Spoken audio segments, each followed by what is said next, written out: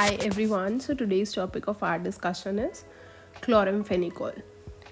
In the previous video हमने broad spectrum antibiotics पे एक वीडियो कर लिया है which was more about tetracyclines. ठीक है, so आपको directly ब्रॉड स्पेक्ट्रम एंटीबायोटिक्स पे अगर क्वेश्चन आता है then you will mention two drugs, two categories specifically stating that ये ब्रॉड स्पेक्ट्रम की हैं which are protein synthesis inhibitors which will be tetracyclines and second will be chloramphenicol. Right, so ये दो category आप ज़रूर लिखेंगे इस क्वेश्चन में.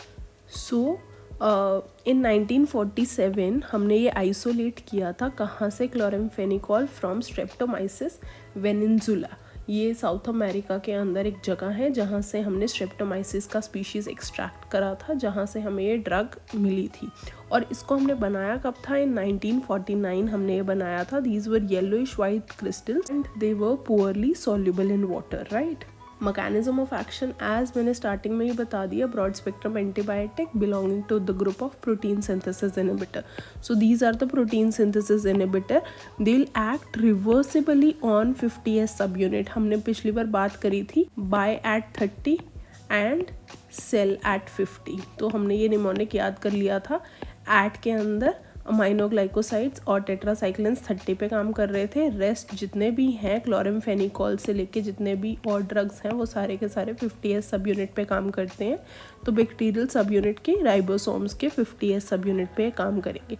कैसे काम करेगा? It will inhibit this particular enzyme which is peptidyl transferase and उसकी वजह से प्रोटीन सिंथेसिस रुक जाएगा. So this is the mechanism of action which you don't have to forget. But exactly they are doing is, हमने पिछली बार बात कर ली थी कि ये एक 50S सब यूनिट होता है, ये एक 30S सब यूनिट है. This is the ribosome of the bacterial cell. अब इसके अंदर जो 50S सब यूनिट पे ये काम कर रहा है, तो यहाँ पर एक ये एंजाइम होती है विच इज़ पेप्टिडाइल ट्रांसफरेज. ये कहाँ पे काम करती है?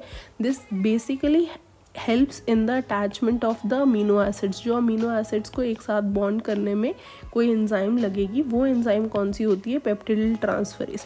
तो ये क्या काम करती है एक्चुअली? ये जो पी स्ट्रैंड का एक अमीनो एसिड होता है वो ए स्ट्रैंड के अमीनो एसिड्स के साथ जुड़ेगा और वो चेन कंटिन्यू करेंगे from P to A shift. और फिर हमने बात करी थी कि टोटल जो सारी यहाँ पे चेन आएगी फिर वो वापस से पी पे चली जाएगी and A will remain as the acceptor unit और न्यू अमीनो एसिड यहाँ पे आ जाएगा. We have talked in the previous video about the total protein synthesis process. But यहाँ पे ये इस दोनों का ही कॉम्बिनेशन नहीं होने देगी, मतलब अमीनो एसिड्स को एक दूसरे की चेन के साथ नहीं जुड़ने देगी एंड उसकी वजह से यहाँ पे बॉन्ड नहीं बनेगा एंड बॉन्ड नहीं बनेगा तो प्रोटीन सिंथेसिस नहीं हो पाएगी. So it will lead to the inhibition of the protein synthesis. Then again it is also a bacteriostatic drug like tetracyclines. जैसे हमने बात कर ली थी कि ये भी बैक्टीरियोस्टेटिक ड्रग्स होती हैं. अगेन ये ब्रॉड स्पेक्ट्रम एंटीबायोटिक्स के अंदर आती हैं as direct question. Broad spectrum हम इनको क्यों बोल रहे हैं? क्योंकि aerobes, anaerobes, Brucella, Rickettsia, Mycoplasma, Chlamydia सारी कैटेगरी ऑफ ड्रग्स पे या सारे कैटेगरी ऑफ बैक्टीरिया पे काम करती हैं. तो डिफरेंट कैटेगरीज पे काम करने की वजह से इनका स्पेक्ट्रम ब्रॉड हो जाता है. That is why they are named as broad spectrum antibiotic. So these are 50% bound to the plasma and distribution is through the body fluids and it also crosses the placenta and it also crosses the blood-brain barrier. Then in the pharmacokinetics the major metabolism is through the conjugation reaction and वो भी ग्लूकुरोनाइडेशन की वजह से इसका reaction देखने को हमें मिलता है या फिर यूरिन के थ्रू भी इसके मेटाबोलाइट्स एक्सक्रीट हो जाते हैं. Resistance is also developed in many of the cases. आजकल हम ये बहुत ज़्यादा ड्रग प्रेफर नहीं करते हैं बिकॉज एक जो एंजाइम है क्लोराम्फेनिकोल के लिए एसिटाइल ट्रांसफरेज वो इनएक्टिवेट कर देता है ड्रग को. तो रेजिस्टेंस डेवलप हो गया है because of this enzyme. So this is why कि अब म्यूटेशंस हो गई हैं तो this drugs becomes less permeable और is less active for its action. So chloramphenicol also show drug-drug interactions. It inhibits the metabolism of phenytoin, of warfarin and chloropropamide.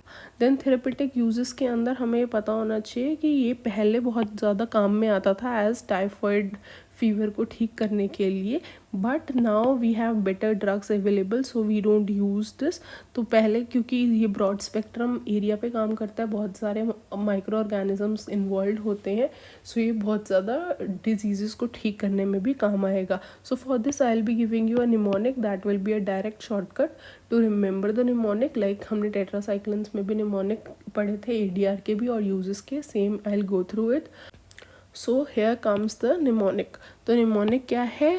Bear TB. Bayer TB is the mnemonic for chloramphenicol. Chloramphenicol B means bacterial meningitis के अंदर, anaerobic infections के अंदर, rickettsial infection के अंदर, ear eye infection like conjunctivitis, typhoid में और brucellosis में, इन सारी जगह पे आप क्लोराम्फेनिकॉल दे सकते हैं। दो this is not the first line drug now available, but हाँ ये पहले बहुत अच्छे से यूज़ किया जाता था for all the different conditions which are mentioned here. So आप बेयर TB से ये याद रख सकते हैं कि what are the different uses of chloramphenicol. Add on to this comes out to be the ADRs। तो ADRs का निमोनिक क्या हो जाएगा? This is big super hyper sensitivity. ध्यान क्या रखना है, क्लोराम्फेनिकॉल है, बड़ा सा नाम है, तो बिग सुपर हाइपर सेंसिटिविटी। हम सुपर हाइपर सेंसिटिविटी क्यों बोल रहे हैं? क्योंकि ये सुपर इन्फेक्शंस भी करवा देता है।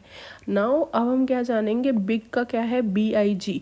तो B is bone marrow suppression cause करने के काम आता है। इरिटेबल साइड इफ़ेक्ट्स होते हैं, नोजिया, वॉमिटिंग, डायरिया बहुत कॉमनली इसके साथ देखने को मिलता है। And very very important question for your viva and for your reasoning, it also causes the grey baby syndrome. What is grey baby syndrome और वो कैसे होता है ये भी हम जानते हैं इन द कमिंग स्लाइड्स। अभी के लिए इतना याद रखना है आपको कि it causes grey baby syndrome. A very good MCQ question, which of the following drugs causes the gray baby syndrome? It will be chloramphenicol and it is responsible for the super infections and hypersensitivity हो सकती है, जिसकी वजह से आपको rashes या fever ऐसी symptoms देखने को मिल सकते हैं। कब हमें क्लोराम्फेनिकॉल नहीं देना है? In cases of hepatic failure pregnant female के अंदर, या फिर जितने भी न्यूबॉर्न्स होते हैं जो 1 वीक से छोटे हैं, या फिर जितने भी प्रीमेच्योर इन्फेंट्स हैं, इन सारों के अंदर you don't have to give chloramphenicol.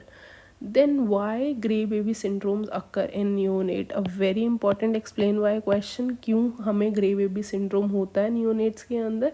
Because जो हमारे neonate होते हैं उनका मेटाबॉलिज्म इतना अच्छा नहीं होता, वो अच्छे से एक्सक्रीट नहीं कर पाते हैं क्लोराम्फेनिकॉल को और अच्छे से मेटाबोलाइज नहीं कर पाते हैं। क्यों मेटाबोलाइज अच्छे से नहीं कर पा रहे हैं?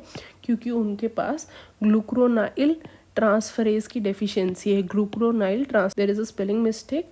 तो glucuronyl transferase is the enzyme जिसकी डेफिशिएंसी की वजह से वहाँ पे मेटाबॉलिज्म प्रॉपर नहीं हो पाता। इसकी वजह से बच्चों को ग्रे बेबी सिंड्रोम डेवलप हो जाता है। Why it is called as grey baby syndrome?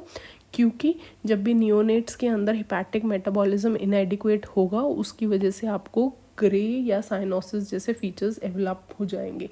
So ashen gray cyanosis will be developed in the neonates leading to the vomiting, abdominal distension हो जाएगा, वो फ्लैसिड बॉडी में चला जाएगा, हाइपोथर्मिया पेशेंट शो करेगा या बच्चा शो करेगा, and it will finally lead to the cardiovascular collapse. So it is a very very life threatening condition, so we should be very very cautious while giving chloramphenicol to the children. Generally it is to be avoided to give chloramphenicol to the children. But मान लो अगर आपने chloramphenicol दे ही दिया है तो आप पहले तो डोज रिडक्शन करने की कोशिश करेंगे कि this is the bare minimum doses जो आपको एक फुल टर्म इन्फेंट या प्री टर्म इन्फेंट के अंदर देनी होती है, इससे ज़्यादा नहीं देनी होती।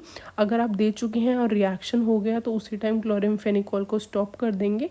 We can also do exchange transfusion if this is required to remove the drug, or in some cases phenobarbital is also used, right? So this is the management अगर gray baby syndrome हो गया, so this is what we are going to do.